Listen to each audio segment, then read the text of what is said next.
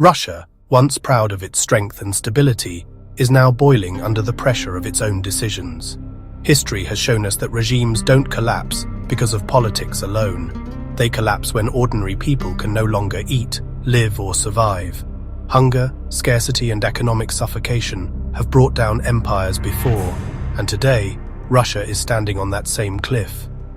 From Moscow's glittering boulevards to the smallest rural villages, the effects of war and sanctions are carving deep scars. Families are finding it harder than ever to afford even basic foods. Shelves are emptier, prices are soaring, and the government is quietly bringing back Soviet-style measures, food stamps. For the first time since 1991, Russia plans to issue electronic food cards to pensioners, low-income households, and large families. These cards will restrict what people can buy: bread, dairy, vegetables, no alcohol, no tobacco. Why? Because food prices have surged nearly 14% in real terms, and for many staples, the increase is far worse. A single kilogram of butter now costs over 1,100 rubles, up more than 100% in just a short time. Butter, once used in economic theory as the opposite of guns, is now a symbol of Russia's decline. The Kremlin has chosen guns over butter, and its citizens are paying the price. Ordinary Russians are watching their salaries shrink while their expenses grow. Official statistics paint a false picture of stability, but the receipts at the market tell the real story. Every trip to the store shows higher numbers, lighter bags, and fewer meals on the table. Millions are trapped in what feels less like daily life and more like survival in a dystopian novel. This crisis is not just about food, it's about fuel, housing, and basic survival. Since 2022, Putin's war economy has gutted the Russian household. Taxes and salaries are slashed, while every ruble flows into the war machine. By mid-2025, increases in electricity, gas, water, and garbage collection costs, up to 21% in some regions, left many wondering if they could even heat their homes for the winter. Inflation officially sits at under 9%, but real inflation, especially in food and essentials, is far higher. Think of the daily struggle. Bread prices nearly tripled since 2022, potatoes cost 3 times more than last year, and eggs or vegetables can swing wildly in price, stripping away what little relief families might have at the start of each month. Meat, cheese, and yogurt are vanishing luxuries. Even the simplest Russian breakfast is now a burden. Bread and tea for children, pasta and water for retirees. In the back streets of cities, people dig through dumpsters for unspoiled food. Savings? Forgotten. Families aren't saving for the future, they're just trying to survive the week. Credit cards and consumer loans have become lifelines, but rising interest rates are turning debt into a new form of poverty. The middle class, once able to plan vacations or pay for education, is sliding downward, trapped in a cycle of debt and desperation. And then there's the fuel crisis. Across Russia, gas station lines stretch for miles, pumps run dry, and stations impose daily limits. Remote regions like the Far East or Crimea are hit the hardest. Agriculture, transport, and small businesses, everything depends on affordable fuel, and everything is collapsing when it's gone. The result is a chain reaction. Transport costs rise, food prices spike again, and rural areas are suffocated. Tomatoes in the countryside can cost 30% more than in the cities, creating 2 separate economies inside the same country. Black markets are emerging, where desperate drivers and businesses pay whatever they must to get a few liters of gasoline. Meanwhile, videos of empty pumps and endless lines go viral on Russian social media, fueling anger and despair.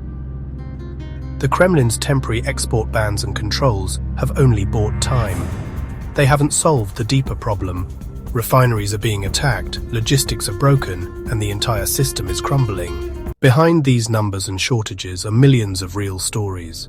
Families cutting meals, children going to school hungry, workers abandoning rural villages to move to expensive cities because at least there, shelves are stocked. But migration leaves the countryside poorer and angrier, while cities buckle under pressure. And yet, the government insists all is well. In early 2025, they proudly announced an average monthly salary of nearly 98,000 rubles. But that number is a mirage, propped up by defense spending, soldier bonuses, and war-related industries. For teachers, pensioners, and cleaners, life is getting worse, not better. "We are working, but we are becoming poorer," is now the most common phrase heard on Russia's streets. To hide the crisis, the Kremlin turns to classic tricks: fixed prices, contracts, and caps on essentials like milk, sugar, and potatoes. But these measures create shortages and shrinkflation.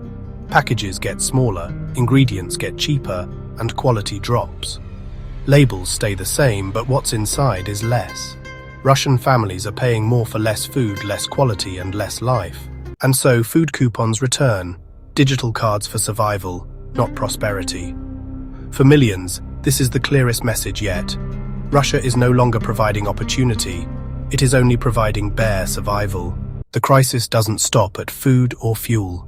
Fear of mobilization still hangs heavy. Since the chaotic first wave in 2022, governors and managers now quietly enforce quotas. Men with debts, migrants, or anyone too weak to resist are pressured, bribed, or forced into the front lines. Those who return often bring back trauma, PTSD, and violence into their communities. Meanwhile, labor shortages grow, filled by migrant workers who face harassment, raids, and deportations. Education is collapsing. Teachers are forced to lecture on patriotism, professors are purged, and universities punish dissent.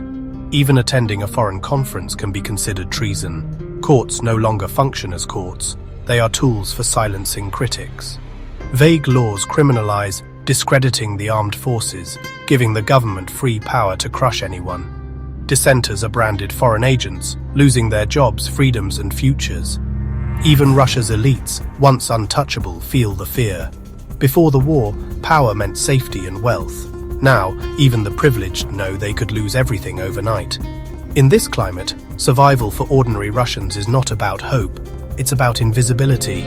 Stay quiet, keep your head down, blend in. Don't let the system notice you. This is Russia today. An empire choosing guns over butter, war over prosperity, silence over freedom. Its people are trapped between poverty, fear, and survival. History tells us where this road leads, and it rarely ends well for regimes that ignore the hunger of their own people. If you found this deep dive valuable, support us by subscribing to MGE. Your likes, comments, and subscriptions help us bring more hard-hitting stories about global politics, conflicts, and the forces shaping our world. Stay tuned with MGE, bringing context and understanding to today's world.